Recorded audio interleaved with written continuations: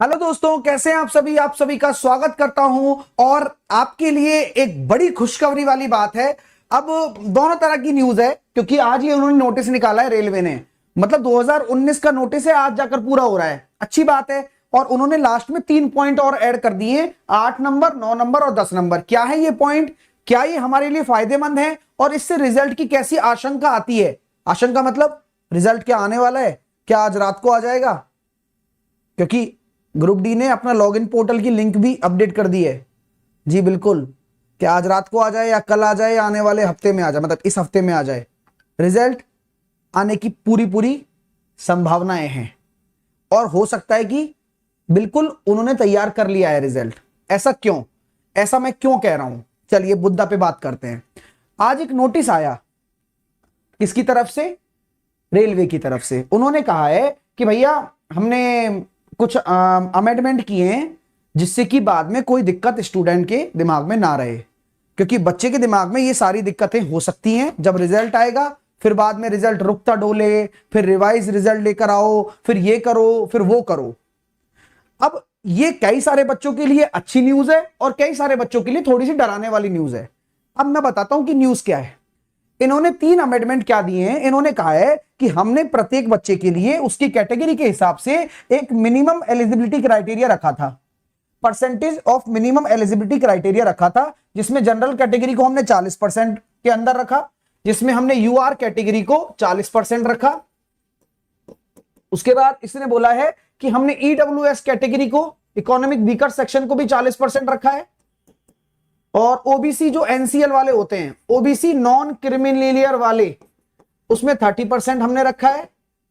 उसके साथ साथ एससी को भी हमने 30% रखा है, मिनिमम परसेंटेज क्राइटेरिया जो एलिजिबिलिटी क्राइटेरिया है। और एसटी, यानी कि अगर आप इससे कम नंबर लेकर आते हो तो आप वैसे फेल हो।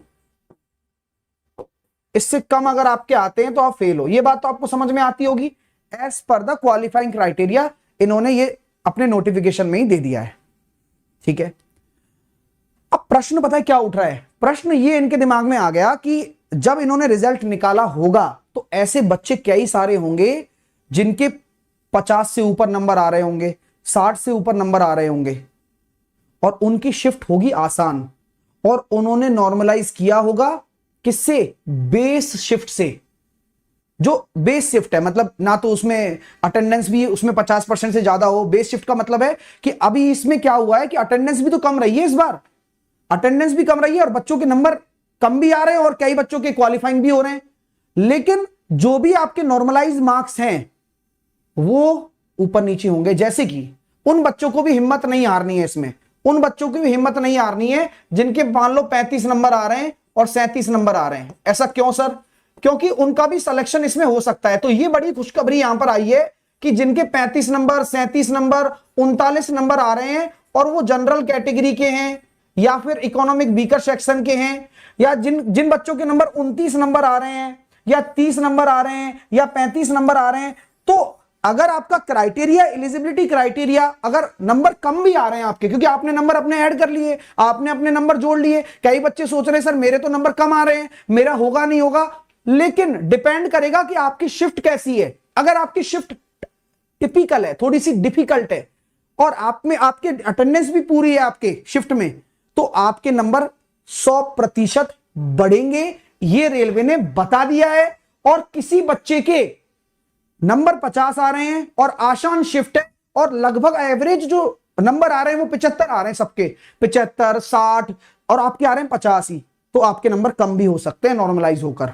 ये छोटा सा झटका वाली बात है। लेकिन उसने क्या कर दिया है, ये क्लियर कर दिया है पहले ही कि बाद में आप इस चीज पर कोई भी आर्ग्यू ना करें। देखो उन्होंने क्या लिखा है।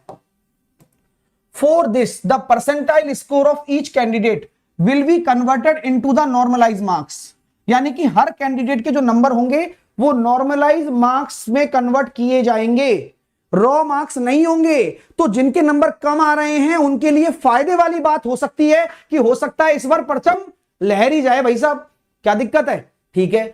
By interpolation of raw marks into the base shift, यानी कि साफ साफ बोल दिया गया है कि हमने एक मैथमेटिकल फॉर्मूला लगाया है, उस मैथमेटिकल फॉर्मूले के हिसाब से जो बेस शिफ्ट होगी, यानी कि एक बेस हमने मान लिया कि इस शिफ्ट में 50% से ज्यादा अटेंडेंस होनी चाहिए, इतना बेस क्राइटेरिया होना चाहिए। ठीक है, तो आपके जो कैंडिडेट के होंगे, हर किसी कैंडिडेट के नंबर नॉर्मलाइज होंगे, तो आपके नंबर कम भी आ रहे हैं तो बढ़ेंगे। ठीक है, अगर आपकी टफ जो शिफ्ट है वो टिपिकल थी या हार्ड थी। The purpose of deciding minimum qualifying marks as well as giving weightage in marks and CC candidates, यानी कि जो इन्होंने आपको मिनिमम क्वालिफाइंग मार्क्स दिया ना, इस वजह से उनको नॉर्मलाइज करना पड़ेगा, क्योंकि बच्चों के नंबर कम आ रहे हैं और उनका जब कंपैरिजन हो रहा है तो नंबर बढ़ रहे हैं। तो मिनिमम क्वालिफाइंग में आपको दिक्कत ना दे, फिर तो जो नॉर्मलाइज होंगे वो मेन होंगे।